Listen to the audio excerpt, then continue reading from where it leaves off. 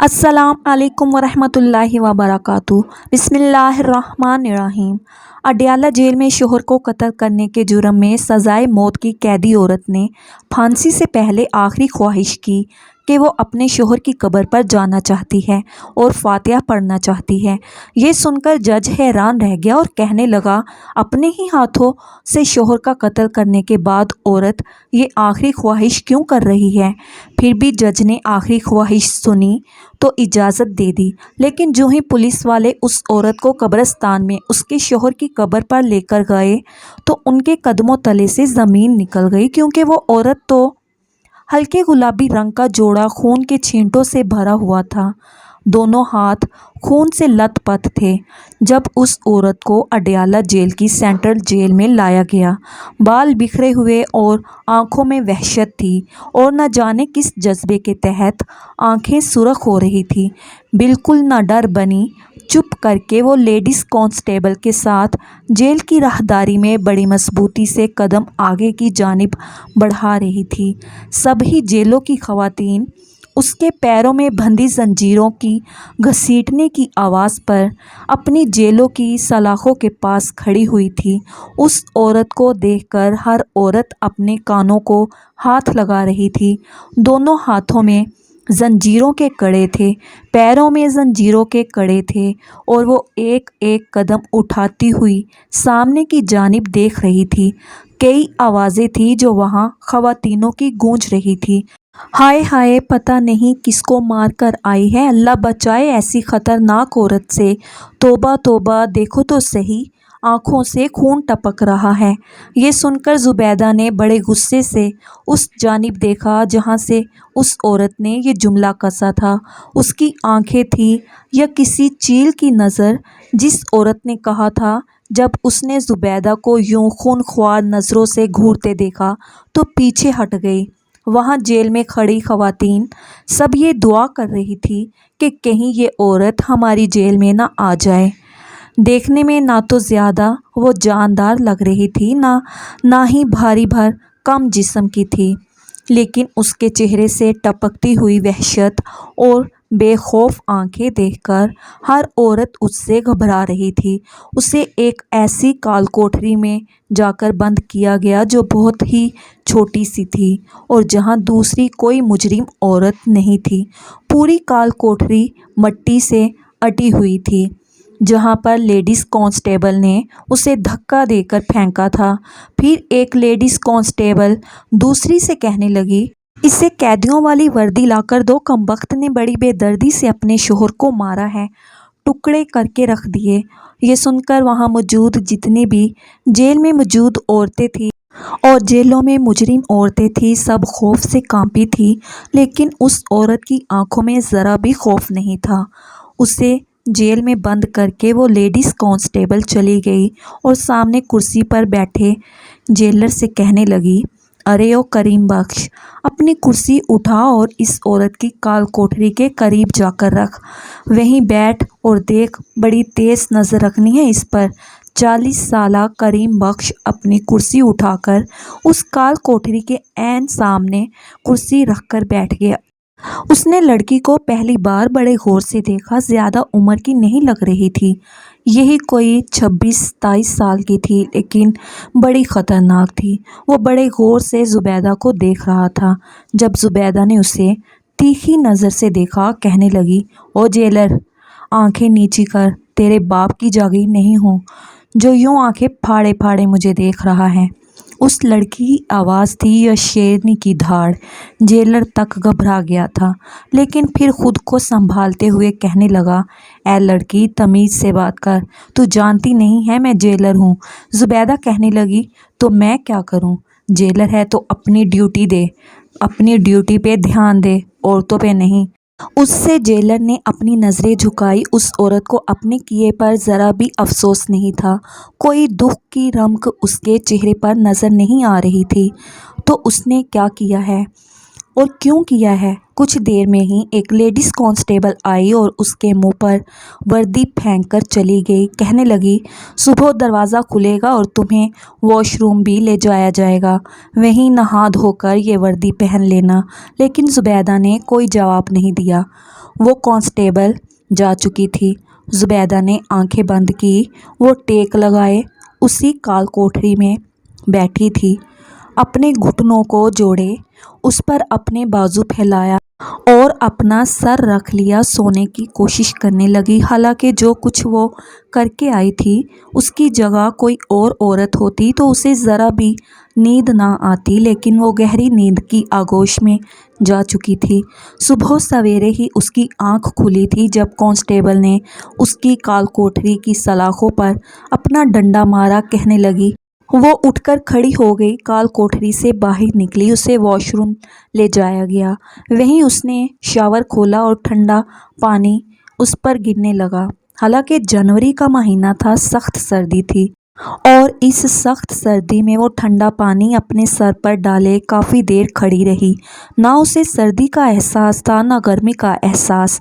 شاید جو کام اس نے اس عمر میں کیا تھا، اس کے بعد انسان کے اندر احساس نام کی چیز ختم ہو جاتی ہے۔ اس نے آنکھیں بند کی تو گرم گرم آنسو پانی کے ساتھ ہی اس کے رخساروں سے بہہ کر نیچے گرنے لگے، لیکن جلدی سے آنکھوں کو اس نے پھر سے کھولا تھا۔ سردی کے مارے وجود کپ کپا رہا تھا، لیکن اندر لگی آگ کو ذرا بھی ٹھنڈک نہیں ملی تھی۔ اس نے کپڑے تبدیل کیے باہر آ گئی۔ لیڈیز کانسٹیبل اسے دوبارہ سے زنجیریں پہنا کر اسی کال کوٹری میں بٹھا کر آ گئی اور جیلر سے کہا، اس پہ خاص نظر رکھنا۔ جیلر نے دوبارہ زبیدہ کو غور سے دیکھنے کی غلطی نہیں کی تھی۔ اندر ہی اندر تھوڑا گھبرا رہا تھا، جانتا تھا کہ سیدھی پھانسی کی سزا ملے گی۔ جو جرم وہ کر کے آئی ہے، معافی تو ممکن ہی نہیں ہے۔ جیسے ہی جیلر نے اپنی جیب سے بیڑی پینے کے لیے نکالی، زبیدہ اسی کو دیکھ رہی تھی۔ کہنے لگی، او جیلر، ادھر بات سن۔ جیلر ماتھے پر بال ڈالے کہنے لگا، جو کہنا ہے یہیں سے کہہ۔ وہ ہنسنے لگی، کہنے لگی، کیا ہوا؟ ڈر لگ رہا ہے مجھ سے؟ کیا تجھے لگتا ہے کہ تو جیل کے پاس آئے گا تو میں تیرا گریبان پکڑوں گی اور سلاخوں کے بیچ میں ہی تیرا گلا گھونٹ کر تجھے مار ڈالوں گی؟ یہ کہتے ہوئے وہ دانت یوں کچکچا رہی تھی کہ ایسے ہی کر گزرے گی۔ جیلر کچھ گھبرایا تھا، کہنے لگا، نہیں نہیں، میں کیوں ڈرنے لگا؟ بڑی بڑی مجرم عورتیں دیکھی ہیں، تو چیز کیا ہے؟ یہاں جب ریمانڈ روم میں جائے گی نا تو ساری ہکڑی نکل جائے گی۔ وہ کہنے لگی، زبیدہ پر ہاتھ اٹھانے والے کا انجام شاید تو سن چکا ہے۔ زبیدہ اپنے اوپر ہاتھ اٹھانے کی اجازت کسی کو نہیں دیتی۔ اب ادھر آ، کچھ نہیں کہوں گی تجھے۔ لیکن جیلر وہیں بیٹھا رہا۔ زبیدہ کہنے لگی، کیا ڈر رہا ہے؟ ایک کڑیل جوان مرد ہو کے تو مجھ سے ڈر رہے ہو؟ جیلر کو کچھ غیرت آئی تھی، کہنے لگا، نہیں نہیں، میں کیوں ڈرنے لگا؟ وہ اس کے پاس آ گیا۔ زبیدہ نے سلاخوں کے بیچ سے اپنا ہاتھ نکالا تو وہ 2 قدم پیچھے ہٹا، کچھ گھبرا گیا تھا۔ کہنے لگا، لا ایک بیڑی مجھے دے، بہت دن ہو گئے ہیں میں نے سگریٹ نہیں پی۔ یہ سن کر کریم بخش نے اسے حیرت سے دیکھا۔ کہنے لگا، عورت ہو کے سگریٹ پیتی ہے؟ وہ کہنے لگی، ہاں پیتی ہوں، لا دے سگریٹ۔ کریم بخش نے اسے ہاتھ میں پکڑی بیڑی پکڑا دی اور پھر کہنے لگی، ماچس سے جلا اسے۔ اس نے وہ بیڑی جلا دی۔ اس نے وہ بیڑی منہ میں لی، ایک گہرا سانس لیا اور دھوئیں کا مرگولا سامنے کھڑے جیلر کریم بخش کے منہ پر پھینکا۔ اس نے ہوا سے اڑایا اور چند قدم پیچھے ہٹ گیا۔ کہنے لگا، توبہ ہے، میں نے اپنی زندگی میں ایسی عورت نہیں دیکھی۔ کہنے لگی، دیکھے گا بھی نہیں، مجھ جیسی صدیوں میں پیدا ہوتی ہے۔ یہ کہہ کر وہ نیچے بیٹھ گئی اور بیڑی پینے لگی۔ جیلر واپس جا کر اپنی کرسی پر بیٹھ گیا اور چور چور نظروں سے اسے دیکھنے لگا۔ دیکھنے میں زیادہ طاقتور نہیں لگتی تھی، لیکن لہجہ ایسا تھا کہ دوسرے کے دل کو دھڑکا کے رکھ دے۔ عورتوں جیسا کچھ بھی تو نہیں تھا اس میں، نہ بیٹھنے کا انداز، نہ بات کرنے کا انداز۔ شاید زبیدہ کا شمار ان عورتوں میں ہوتا تھا جو مردوں کے بیچ میں بھی हल्ला बोल देती है, मर्दों का तमाशा बना के रख देती है। बड़ी तेज औरत थी। करीम बख्श ने दोनों कानों को हाथ लगाया था। जिस कोठरी में जुबैदा को बंद किया गया था, कोने में एक पानी का मटका मौजूद था। जैसे ही जोहर की अजान हुई, उसने मटके से एक गिलास पानी निकाला और वहीं कोने में वज़ू करने लगी। ये देखकर वहाँ के जेलर करीम बख्श को ज़ोरदार झटका लगा था। ऐसी बदजुबान औरत और अपने शोहर की कातला अल्लाह के हजूर सजदा ज़ेर भी हो सकती थी। फिर करीम बख्श ने एक गहरी सांस ली। सोचा कि अपने अंजाम से वाकिफ़ होगी, पता होगा कि मरना ही है, इसीलिए थोड़ी तौबा ही कर ले। उसने वज़ू किया और कहने लगी, ओ जेलर, किबला किस तरफ है? करीम बख्श ने एक तरफ इशारा कर दिया। उसने वहीं नमाज शुरू कर दी। जाए नमाज था नहीं, बस अपना मुंह किबला रुख किया और नियत बांध ली। लेकिन जैसे ही नमाज के बाद उसने सजदा किया तो फूट फूट कर रोने लगी। ये भी करीम बख्श के लिए एक हैरानकुन बात थी। इतनी बहादुर नज़र आने वाली ये औरत सजदे में रो रही थी। फिर सोचा, शायद मौत का खौफ बड़े बड़े दलेरों को भी सजदे में रोने पर मजबूर कर देता है। बहरहाल उसके केस की सुनवाई 2 दिन बाद थी, लेकिन सब जानते थे कि फ़ैसला क्या सुनाया जाएगा। जैसे ही उसने दुआ मांगने के बाद दोबारा से दीवार पर टेक लगाई तो करीम बख्श ने पूछा, ऐ लड़की, क्या मौत से डर लगता है? अगर इतना ही मौत से डर लगता है तो इतना बड़ा जुर्म किया क्यों? वो कहने लगी, मौत से डर नहीं लगता। तुझे क्या लगता है मैं मौत के खौफ से रो रही हूँ? मौत का खौफ तो 7 साल की उम्र में ही मेरी आंखों से ख़त्म हो चुका था। अब तो मुद्दत हो गई, पता नहीं क्यों उसके लहजे में बड़ी हसासियत थी। आंखों में एक गहरी उदासी। आंखों के किनारों से उसने आंसू साफ किए। करीम बख्श के अंदर एक तजस्सुस सा पैदा होने लगा। कभी लगता था कि वो वाकई बुरी औरत है, सिगरेट पीती है, बदजुबानी करती है, और कभी लगता कि नहीं, कोई गहरा हादसा ज़रूर उसकी ज़िंदगी में हुआ है। लेकिन जानता था कि उसके पूछने पर भी वो बताएगी नहीं। जहाँ करीम बख्श की कुर्सी थी, वहाँ कोई दूसरी जेल नहीं थी। ये राहदारी का आखिरी हिस्सा था। कुछ देर बाद खाना बंटने लगा। तमाम औरतों की जेलें खोल दी गईं और निगरानी में उन्हें उस जगह ले जाया गया जहां औरतों को खाना खिलाया जाता है। लेकिन जुबैदा की काल कोठरी को खोला नहीं गया, बल्कि पतली दाल और सूखी ठंडी तंदूर की एक रोटी जेलर को ही पकड़ाई गई कि इसे दे दो। उसने जेल की सलाखों से ही दाल का प्याला अंदर दिया और साथ एक सूखी रोटी। जुबैदा ने रोटी को देखा, फिर पतली दाल में उसे डुबोकर खाने लगी। कहने लगी, चंद दिन की मेहमान हो तुम लोगों की, खाना तो अच्छा खिलाओ। जेलर कहने लगा, बड़ा कारनामा अंजाम दिया है जो तुम्हें मुर्ग मुसल्लम खिलाएं। फिर कहने लगा, अच्छा ये तो बताओ कि अपने शोहर को क्यों मारा? ये एक ऐसा सवाल था जो कब से जेलर के दिमाग में कबला रहा था। वो चाहता था कि सच जाने कि आखिर सच क्या है। जुबैदा कहने लगी, बस दिल चाह रहा था इसलिए मार दिया। फिर सूखी रोटी ही दाल के साथ खाने के बाद उसने पानी पिया, फिर अल्हम्दुलिल्लाह पढ़ा, फिर आंखें बंद करके सोने की कोशिश करने लगी। बड़े गौर से करीम बख्श उसका चेहरा देख रहा था। चेहरे से बड़ी मासूम लग रही थी। कुछ देर बाद वो गहरी नींद सो चुकी थी। करीम बख्श भी अपनी जेब से बीड़ी निकालकर पीने लगा कि 1 घंटे बाद वो अचानक से हड़बड़ाकर उठी और कहने लगी, नहीं नहीं, ऐसा नहीं हो सकता, ये नहीं हो सकता। करीम बख्श उसे हैरत से देखने लगा। उसके चेहरे से पसीने बह रहे थे। वो भी इस सर्द मौसम में। करीम बख्श उठकर खड़ा हुआ और उसकी जेल के पास आ गया। कहने लगा, क्या नहीं हो सकता? क्या हुआ है? वो गहरे लंबे लंबे सांस ले रही थी। फिर उसने एक नज़र करीम बख्श को देखा, फिर अपना पसीना अपनी आस्तीन से साफ किया। कहने लगी, कुछ नहीं करीम बख्श। कहने लगा, क्या कोई भयानक ख्वाब देख लिया? कहने लगी, नहीं, जब ज़िंदगी में सब कुछ भयानक देखा जाए तो फिर भयानक ख्वाब आपको तकलीफ़ नहीं देते, तकलीफ़ कुछ और देता है। करीम बख्श कहने लगा, आखिर मसला क्या है तुम्हारे साथ? देख, मुझे बता दो, शायद मैं तुम्हारी कोई मदद करूं।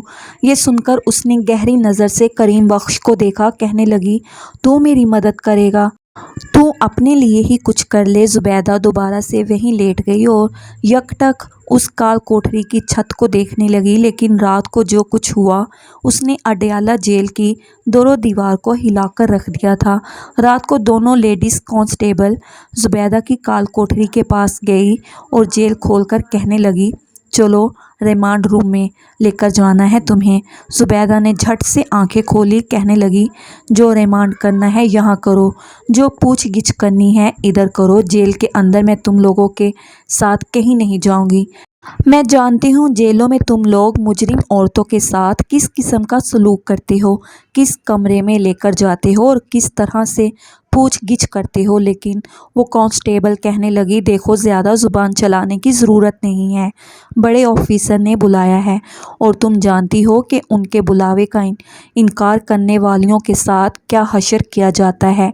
वो कहने लगी, ना मैं अपने हशर से डरती हूँ ना अंजाम से। क्या करेगा मेरा? गला घोंट देगा।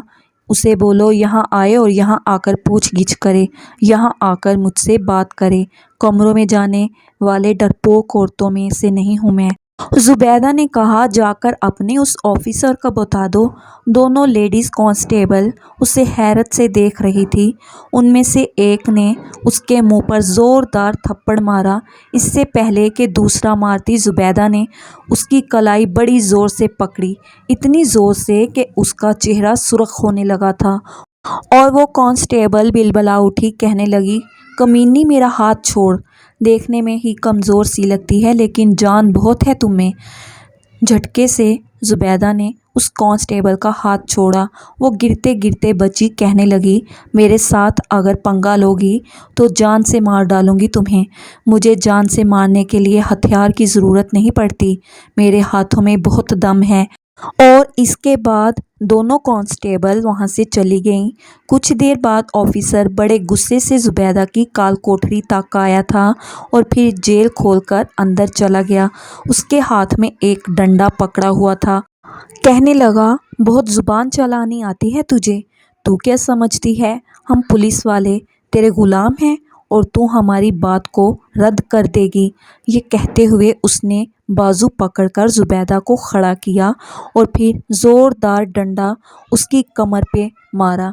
एक सिसकारी सी उसके लबों पे आई थी लेकिन फिर वो दबा गई। अपने दोनों हाथों से उसने सलाखों को पकड़ा हुआ था और ऑफिसर ने उसकी कमर पर डंडे बरसाने शुरू कर दिए।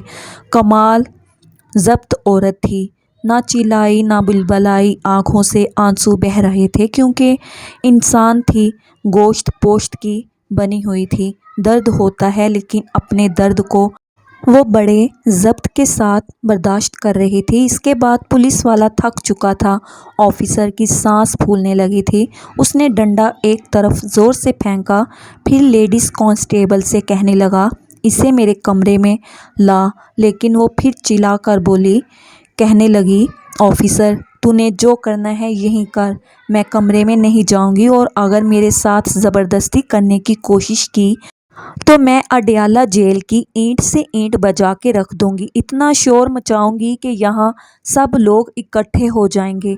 ये सुनकर ऑफिसर ने बड़े गुस्से से उसे देखा और फिर बाहर चला गया। लेकिन इसके बाद उसकी जेल में कोई नहीं आया था।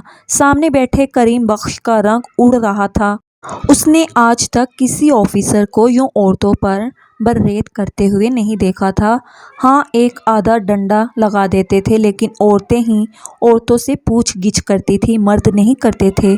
हाँ, ये अलग बात है कि जेल में कैदी औरतों को यहाँ के ऑफिसर्स के पास जाना पड़ता था, रातें गुजारनी पड़ती थी, लेकिन जुबैदा ने ऐसा नहीं किया था।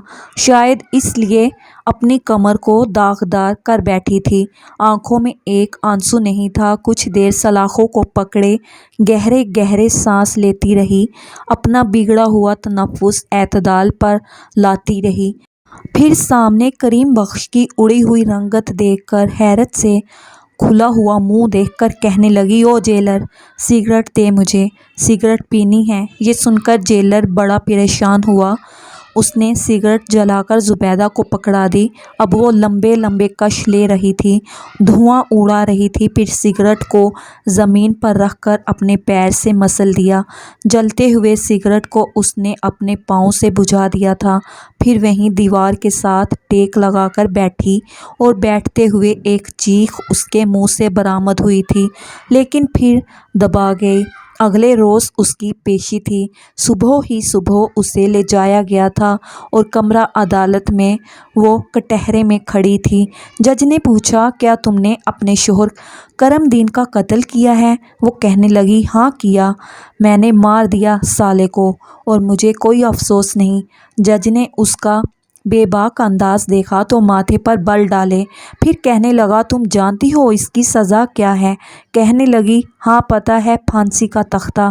جج نے ایک گہری سانس لی۔ کہنے لگا، کوئی آخری خواہش تو بتا دو۔ کہنے لگی، مجھے اپنے شوہر کی قبر پر جانا ہے، مجھے اس کی قبر پر جا کر فاتحہ پڑھنی ہے۔ یہ سن کر جج بھی حیران ہوا تھا۔ کہنے لگا، اپنے شوہر کو تم نے خود قتل کیا اور بڑی بے دردی سے قتل کیا، پھر تم اس کی قبر پر کیوں جانا چاہتی ہو؟ کہنے لگی کہ فاتحہ پڑھنی ہے، آ جاؤں گی واپس، اور آپ نے خود مجھ سے میری آخری خواہش پوچھی ہے، اس لیے میں آپ کو بتا رہی ہوں، اور میں چاہتی ہوں کہ میری آخری خواہش کو پورا کیا جائے۔ جج کچھ دیر تو زبیدہ کو حیرت سے دیکھتا رہا، پھر اس نے اجازت دے دی۔ اگلے ہی روز زبیدہ کو کرم دین کی قبر پر لے کر جایا گیا، جس پہ پھولوں کی پتیاں پڑی ہوئی تھیں۔ ابھی بھی زبیدہ کے ہاتھوں میں زنجیروں کے کڑے تھے اور پاؤں میں بھی زنجیریں تھیں۔ وہ چلتی ہوئی کرم دین کی قبر پر آئی اور بڑی نفرت سے اس نے کرم دین کی قبر کی طرف دیکھا، پھر وہاں بیٹھ گئی، دونوں ہاتھ پھیلا کر کہنے لگی، جو کچھ تم نے میرے ساتھ کیا اس کے مقابلے میں وہ بہت کم ہے جو میں نے تیرے ساتھ کیا۔ باقی کا حساب قیامت والے دن پورا کروں گی، میں تجھے بخشوں گی نہیں۔ کرم دین پھر اس کی قبر پر تھوکا اور کھڑی ہو گئی۔ یہ دیکھ کر پولیس والے حیران تھے کہ آخر اس کے شوہر نے اس کے ساتھ ایسا بھی کیا کیا تھا۔ پھر اسے واپس جیل کی کال کوٹری میں بند کر دیا گیا، لیکن یہ خبر جیلر تک پہنچ گئی تھی کہ زبیدہ نے اپنے شوہر کی قبر پر جا کر کیا حرکت کی تھی۔ سامنے کریم بخش بیٹھا تھا، چلتے ہوئے اس کے پاس آ گیا اور وہ اس وقت جیل کی سلاخوں کے پاس ہی بیٹھی تھی۔ وہ بھی وہیں بیٹھ گیا۔ کہنے لگا، میں نے آج تک تمہاری جیسی عورت نہیں دیکھی۔ زبیدہ نے اس کی بات سن کر اس کی طرف دیکھا۔ کہنے لگا، مجھے بڑا تجسس ہے یہ جاننے کا کہ آخر تمہارے شوہر نے ایسا کیا کیا تھا کہ تم نے اس کا قتل کر دیا، بلکہ اس کے ٹکڑے ٹکڑے کر دیے۔ دیکھو، زندگی سب کو پیاری ہوتی ہے، دنیا میں انسان آتا ہی جینے کے لیے ہے۔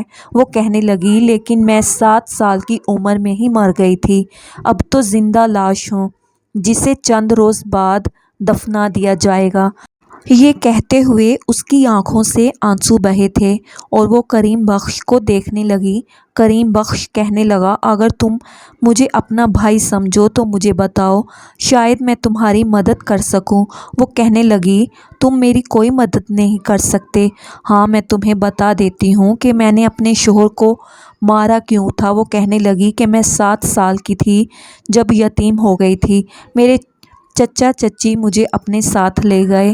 میرے باپ کا بڑا سا گھر تھا جس میں میں عیش سے رہتی تھی، اپنے والدین کی اکلوتی بیٹی تھی، لیکن ان کی حادثاتی موت کے بعد میرے چچا نے میرے باپ کا گھر بیچ دیا، سارے پیسے اپنے پاس رکھ لیے۔ میری چچی مجھے نوکرانی بنا کے رکھتی تھی۔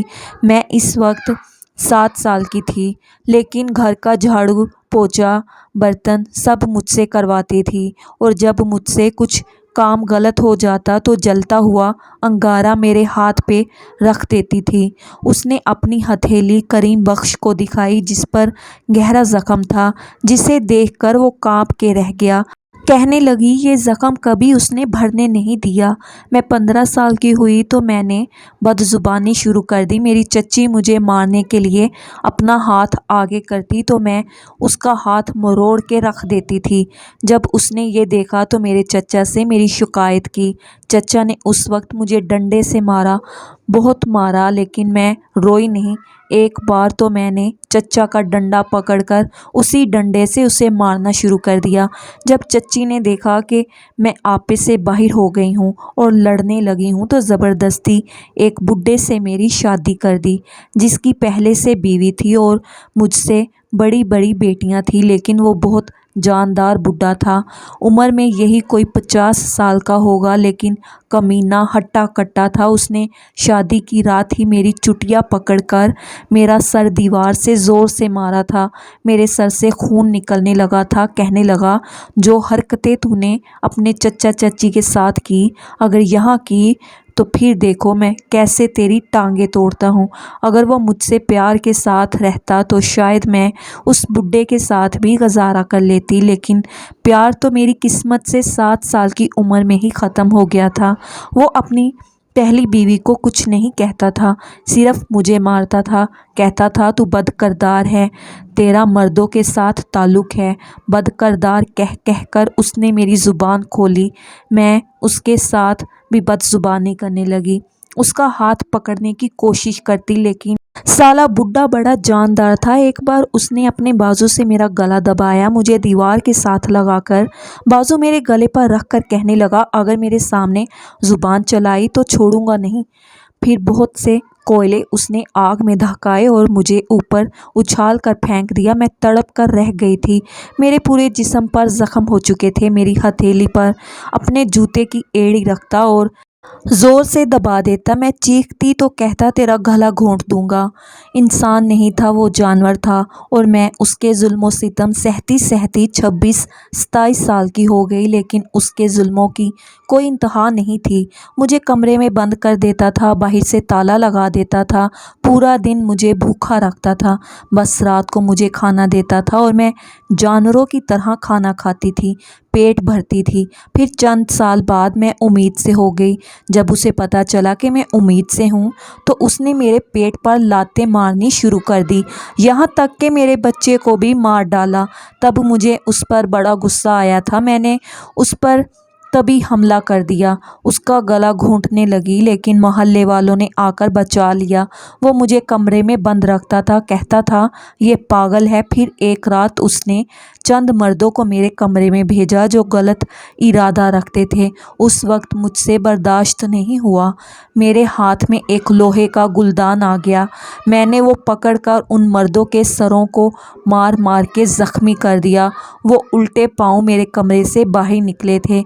اس وقت کرم دین کی بیوی اور بچیاں اپنے ننیال گئی تھیں۔ کرم دین گھر میں اکیلا تھا، اس لیے میں نے کمرے سے باہر نکل کر کچن سے تیز دھار والا چاقو لیا اور کرم دین کے کمرے میں چلی گئی۔ اسے لگ رہا تھا کہ وہ مرد میری آبرو ریزی کر رہے ہیں، وہ مجھے سزائیں دینا چاہتا تھا، لیکن میں اس کے کمرے میں چلی گئی۔ جب اس نے مجھے دیکھا تو حیران رہ گیا، لیکن اس سے پہلے کہ وہ اپنا بچاؤ کرتا میں نے اس کے پیٹ پر کئی وار کر دیے۔ پھر بھی میرا غصہ ختم نہیں ہوا تھا۔ پچھلے 12 سال سے میں اس کے ظلم اور زیادتیاں جھیل رہی تھی۔ میں نے اسی تیز دھار چاقو سے اس کے جسم کے حصوں کو کاٹنا شروع کر دیا۔ جب میں اسے مار مار کے زخم دے دے کے تھک گئی تو میں نے اپنے آپ کو پولیس کے حوالے کر دیا۔ وہ تو میرے تیسری وار پر ہی مر چکا تھا، لیکن میں نے اپنا سارا غصہ اس پر نکال دیا، اس کے مردہ وجود پر نکال لیا، لیکن ابھی بھی میرے اندر لگی آگ ٹھنڈی نہیں ہوئی۔ پتہ نہیں مرد اپنی مردانگی عورت پر ہاتھ اٹھا کر ظلم اور زیادتی کر کے ہی کیوں جتاتا ہے۔ میں نے ایک بار ایک حدیث سنی تھی کہ رحمت عالم صلی اللہ علیہ وآلہ وسلم نے فرمایا، خیرکم خیرکم لأہلہ وأنا خیرکم لأہلی۔ تم میں بہترین شخص وہ ہے جو اپنے اہل و عیال کے معاملے میں بہتر ہو، اور میں اپنے اہل و عیال کے معاملے میں تم سب سے بہتر ہوں۔ تو پھر ایسے لوگ جو جنات بن کے عورتوں کے جسم کو جلائیں، زخم لگائیں، انہیں جینے کا حق نہیں ہے۔ میں جانتی تھی کہ میری آواز کوئی نہیں سنے گا، مجھے انصاف کوئی نہیں دلائے گا، اس لیے میں نے خود اپنا بدلہ لے لیا۔ اس کی بات سن کر کریم بخش کی آنکھیں برسنے لگی تھیں۔ چند روز بعد زبیدہ کو پھانسی بھی ہو گئی، لیکن پوچھنا یہ ہے کہ کیا زبیدہ نے ٹھیک کیا؟ اگر وہ یہ نہ کرتی تو عدالت سے اس کو انصاف ملتا؟ کمنٹ باکس میں جواب ضرور دیجیے گا، اور مزید اس طرح کی سبق آموز کہانیاں اور واقعات سننے کے لیے ہماری ویڈیو کو لائک کریں، شیئر کریں اور ہمارے چینل کو سبسکرائب کرنا مت بھولیے گا۔ شکریہ۔ اللہ حافظ۔